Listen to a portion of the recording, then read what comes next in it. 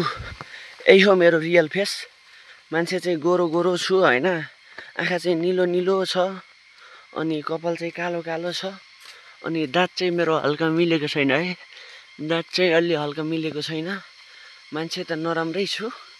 यति मनपर्छ भने आऊ, माया गाँसौँ, लभ गरौँ। लाग्दैन, मन पर्दैन भने चाहिँ मलाई त्यस्तो इन्ट्रेस्ट पनि लाग्दैन लभमा हैन। त्यही भन्न चाहन्छु। म चाहिँ भर्खर भ्लग पनि स्टार्ट गरेको छु। भ्लगमा के बोल्छन् त्यो पनि थाहा छैन मलाई।